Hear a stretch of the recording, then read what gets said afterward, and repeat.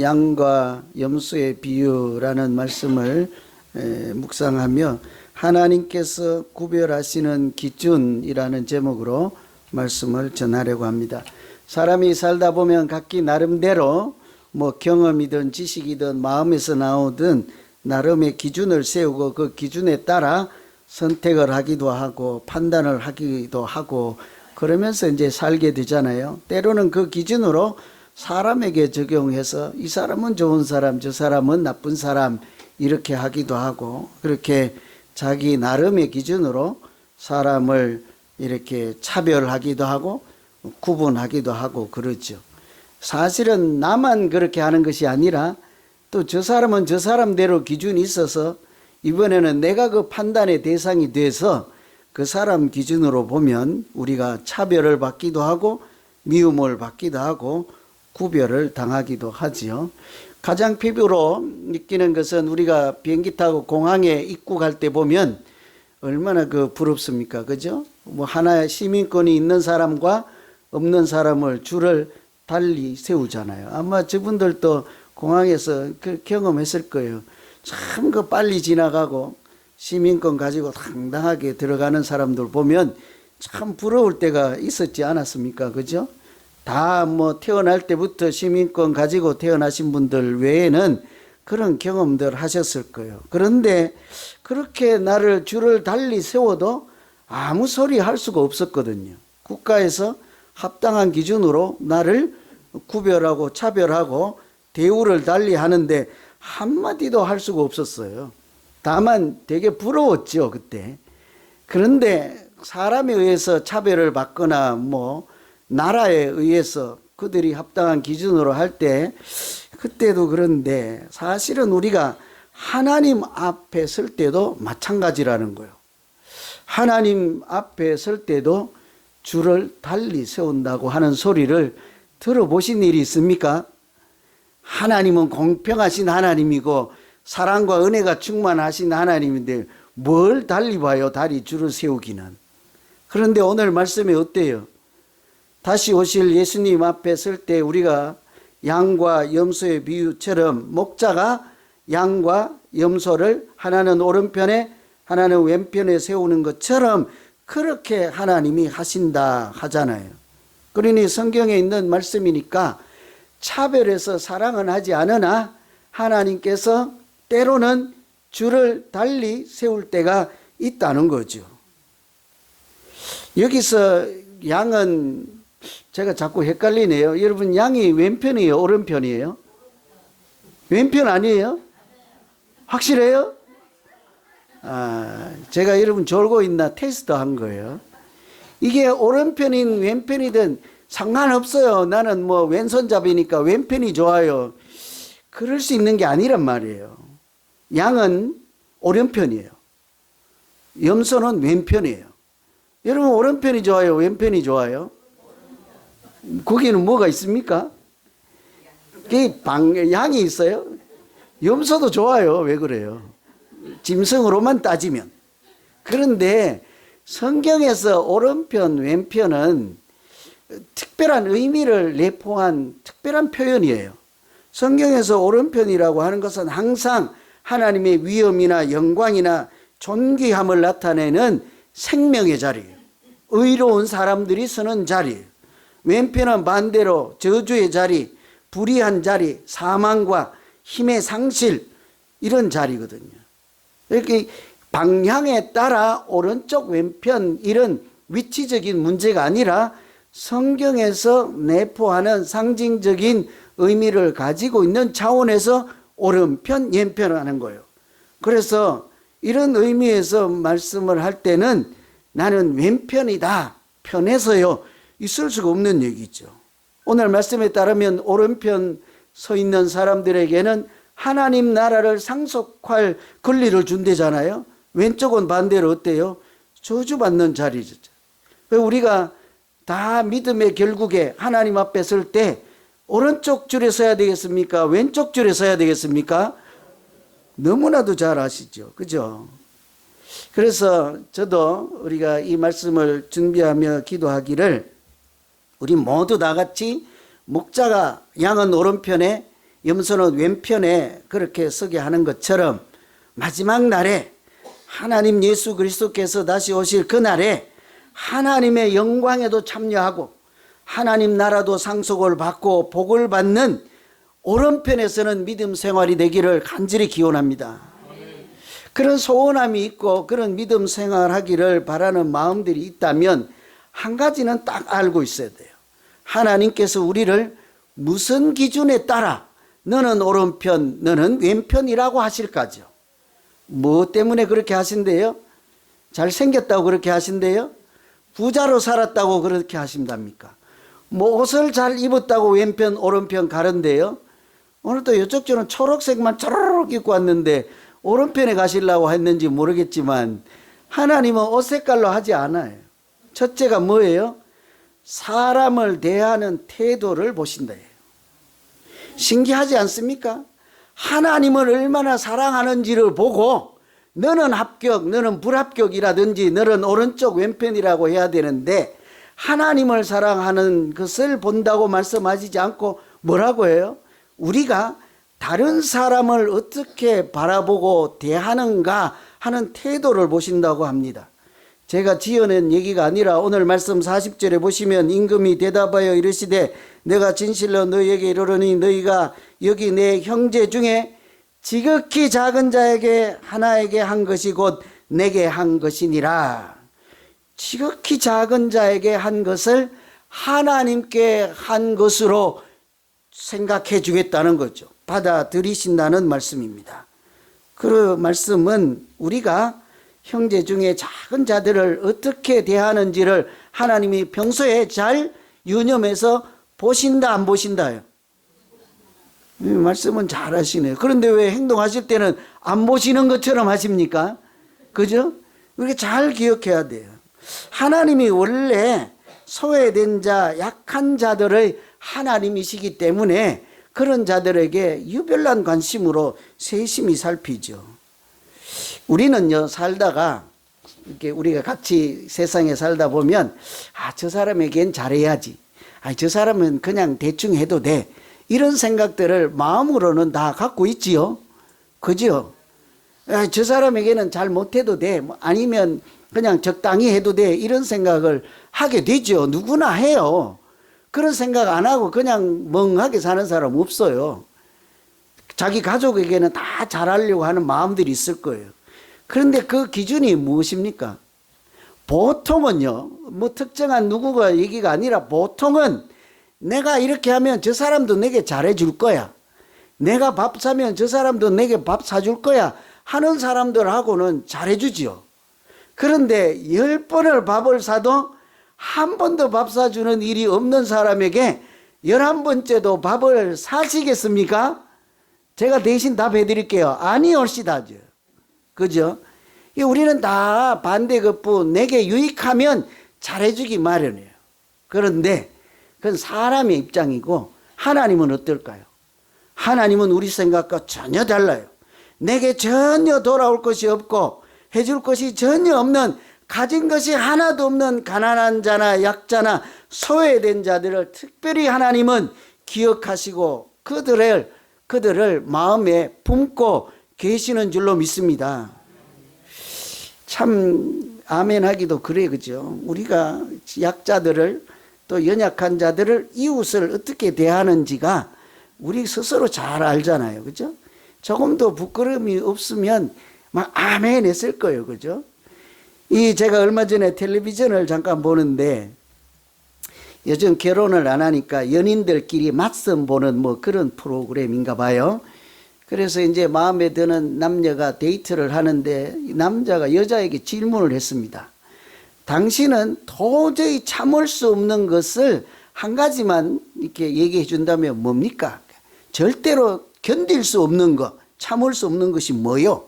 그걸 미리 파악을 해야 그 짓은 안 해서 그 여인을 내 여자로 이제 데려올 거 아닙니까? 그죠? 사전 조사를 제일 싫어하는 게 뭐요? 참을 수 없는 것.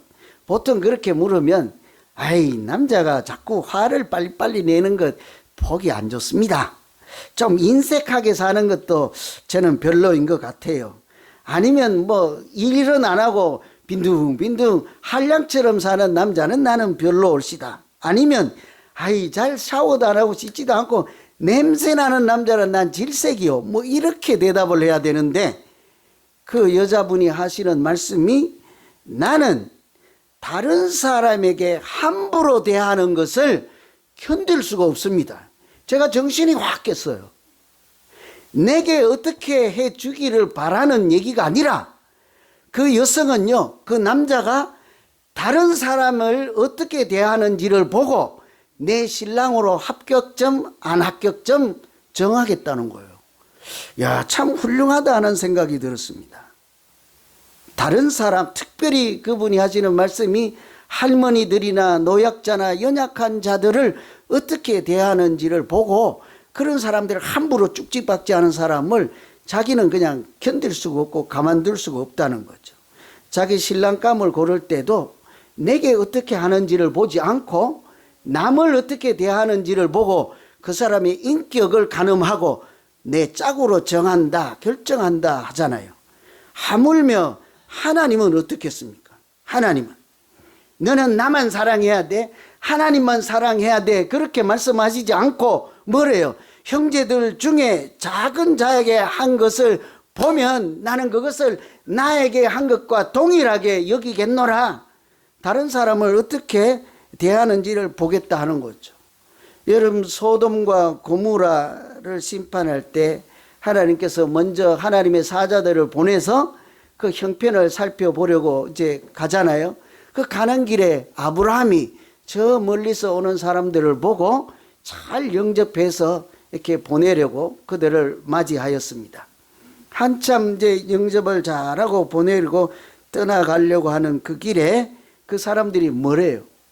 내가 사실은 저 소돔과 고모라의 죄가 가득해서 심판하기 위해서 조사하러 살펴보러 가는 중에 있으니 하나님이 하시는 일을 너에게 어떻게 숨기겠느냐? 이렇게 말 한마디 하지 않고 내가 어떻게 거기에 가겠느냐 하고 아브라함에게 소상하게 다 알려주고 그 덕분에 조카인 롯이 구원받는 은혜까지 입잖아요. 그 지나가는 나그네 같은 사람들을 하나님의 사람인 줄 모르고 그냥 나 몰라요 하지 않고 잘 영접했더니 이런 은혜가 있었습니다. 이 이야기를 히브리서 13장에는 뭐라고 하는지 잘 들어보세요. 손님 대접하기를 잊지 말라. 이로써 부지 중에 천사를 대접한 이들이 있었느니라. 뭐래요? 아브라함이 한 일이 부지 중에 천사를 대접하는 일이었다. 우리 믿음 생활이 마찬가지예요.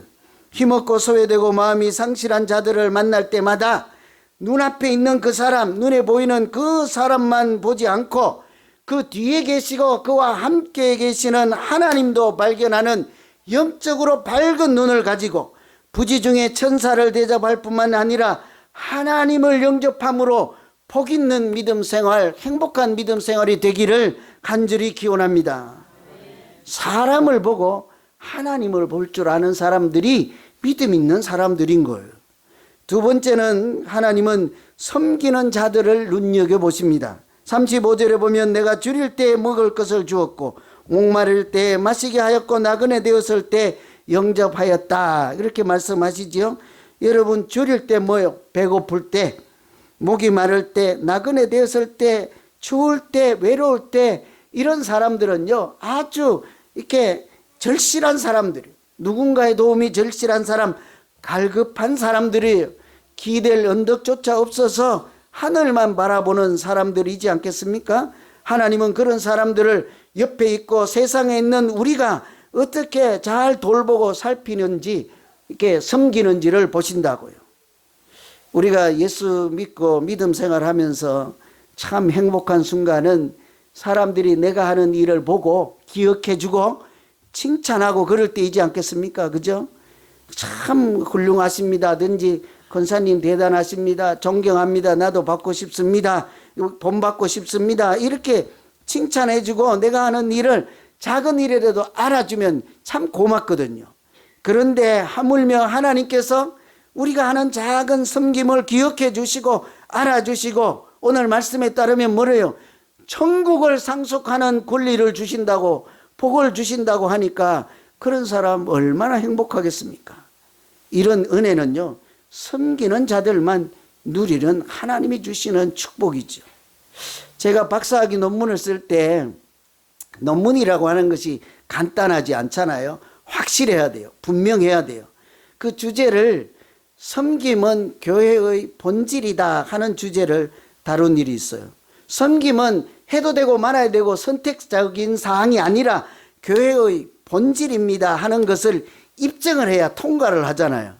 쉬운 일이 아니에요. 어떻게 입증을 해요? 교회의 본질이라는 것을. 여러 차례 단어의 정의를 따져보기도 하고 여러 사례들을 조사하기도 하고 그러다 보니까 논거가 약할 줄 알고 교회의 유사이래로 교회의 역사 전체를 살펴서 섬김을 교회의 본질로 여기고 신앙생활 할 때 어떠했는지 또 섬김을 교회의 본질로 여기지 않고 했을 때 어떤지를 조사를 해보니까요. 여러분 교회 역사적으로도 섬김을 교회의 본질로 생각하고 믿음 생활할 때는 하나님께서 큰 부흥을 주셨습니다. 그때는 교회가 약자들의 손이 되고 발이 되고 긍휼한 마음으로 베풀 때는 교회가 세상의 빛이 되고도 남게 하셨어요. 반대로요. 교회가 섬기고 살피는 일을 본질로 여기지 않고 그것은 대충 하는 둥 마는 둥 하고 교회가 권력을 가지고 힘을 자랑하고 교만하고 그렇게 세상을 돌보는 일을 소홀히 할 때는 박해를 당하고 고난을 당하고 부패하고 썩어서 남들의 오히려 손가락질을 받는 교회로 전락되어서 교회에게 주신 생명의 빛이요 마치 꺼져가는 등불처럼 희미한 그런 이름이 무색할 정도 그런 정도에 지나지 않았던 거예요. 같은 교회였습니다. 개인적으로도 마찬가지이지 않겠습니까? 하나님은 우리가 사랑할 때요 우리 안에 하나님의 능력이 나타나게 하시는 줄로 믿습니다. 우리가 섬길 때 그것이 아무리 작은 섬김이라도 우리에게 주신 거룩한 이름 있잖아요. 성도라는 이름이 빛나게 하실 줄로 믿습니다. 제가 오랫동안 서울에 있을 때 우리 동네에 있는 한 교회예요. 그 교회는 오랫동안 정체된 교회예요. 사람들도 그 사람, 인원수도 그 사람, 교회의 모습도 그 사람, 세상이 바라보는 모습도 항상 그랬어요. 그런데 이대 목사님이 부임을 해서 이제 제법 인원수도 있고 자리가 잡히고 흔들림 없는 교회니까 새로울 것이 없는 교회예요. 이 목사님이 오시자마자 다른 여러 일을 하지 아니하고 딱 두 가지만 합시다 한 거예요. 우리도 딱 두 가지만 합시다. 교회에서 뭐 할까요? 밥 먹고 놀러 갑시다. 그죠? 아멘 안 하기를 천만다행히 지금 졸다가 아멘 했으면 큰일 날 뻔했어요. 그 목사님은 예배를 잘 드립시다. 그리고 선교와 섬김 똑같이 전부 섬김이잖아요. 섬김을 열심히 합시다 하고 예배를 정말 열심히 드려요.